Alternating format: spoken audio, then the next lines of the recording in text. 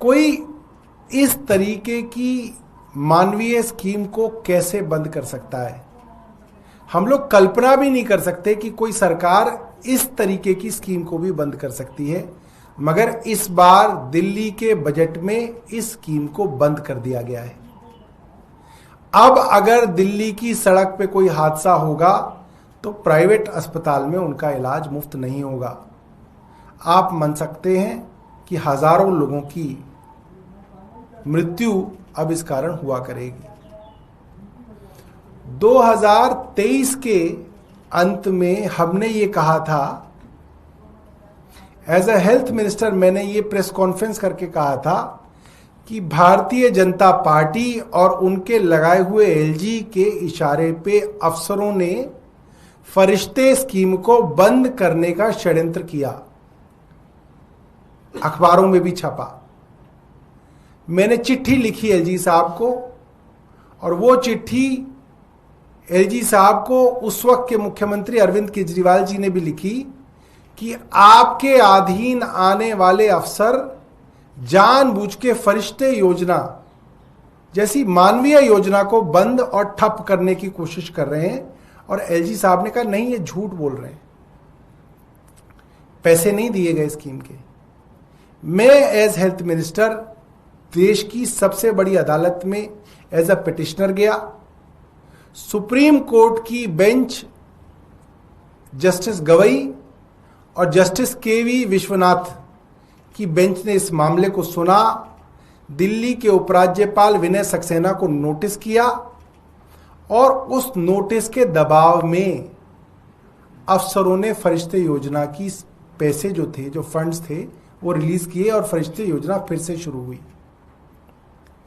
उस वक्त एलजी बड़ा तिलमिलाए थे। उन्होंने कहा कि भारतीय जनता पार्टी स्कीम को क्यों बंद करना चाहेगी, ये झूठा आरोप है। आज ये बात साबित हो गई कि भारतीय जनता पार्टी इस स्कीम को हमेशा से बंद करना चाहती थी। उस वक्त एलजी के जरिए इस स्कीम को बंद करने की कोशिश की, और आज जब अपनी सरकार बन गई तो बाकायदा इस स्कीम को बंद कर दिया गया है। मैं नहीं समझता कि इससे घटिया और इससे क्रूर कोई सरकार कर सकती है। एक हादसा हो जाता था, मुझे याद है अंग्रेजी अखबारों के अंदर आधे पेज की खबर छपती थी कि एक एक्सीडेंट के अंदर कोई मारा गया, उसको सही समय पे इलाज नहीं मिला, एक आदमी के लिए। ये खबर मैं देखना चाहूंगा कि अंग्रेजी अखबारों में खास तौर पे कितनी बड़ी छपती है, क्योंकि ये बहुत बड़ी बात है कि फरिश्ते योजना को बंद कर दिया गया है।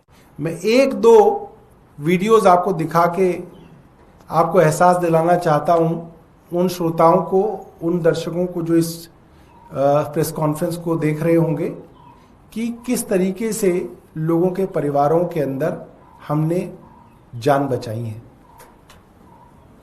ये वाली भी बंद कर दो, ये वाली। मेरा नाम इमैनुअल जेम्स है, मैं मंगलपुरी एरिया में रहता हूँ। मेरी वाइफ का फोन आता है कि बेटी का एक्सीडेंट हुआ है। जैसे हॉस्पिटल पहुंचा तो मेरी बेटी स्टेशन पे मेरी बेटी को लिटा रखा था। इसके सर में एक्सीडेंट के बाद क्लॉट्स हो गए थे, फ्रैक्चर थे। पहली बार देखा तो ऐसा था जैसे वो है ही नहीं, खत्म हो गई है।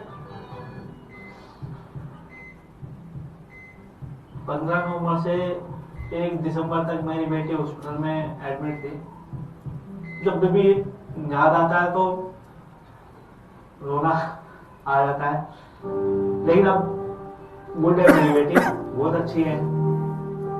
और मैं थैंक यू बोलना चाहता हूँ सब डॉक्टरों को।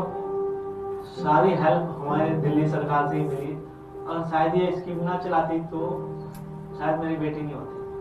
भगवान ना करे ऐसा एक्सीडेंट किसी के भी साथ। जो लोग एक्सीडेंट होने पे पीड़ित को अस्पताल पहुंचाते हैं, ऐसे लोग फरिश्ते होते हैं। कल अगर आपके सामने कोई एक्सीडेंट हो, उसे नजदीक के अस्पताल में ले जाना, चाहे वो कितना ही महंगा अस्पताल क्यों ना हो, पैसे की चिंता मत करना। उसके इलाज का सारा खर्च हम उठाएंगे, दिल्ली सरकार उठाएगी। हमें हर कीमत पे हर जान बचानी है, और आपसे कोई पूछताछ नहीं की जाएगी। आप भी किसी के लिए फरिश्ता बनना।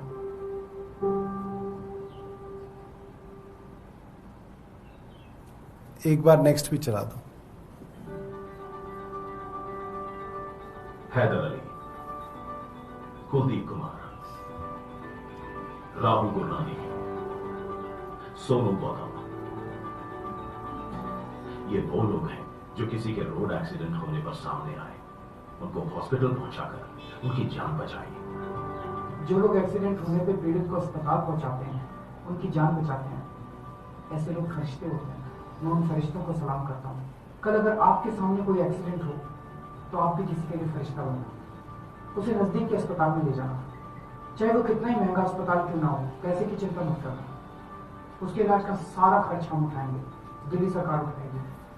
हमें हर कीमत पे हर जान बचानी है और आपसे कोई पूछताछ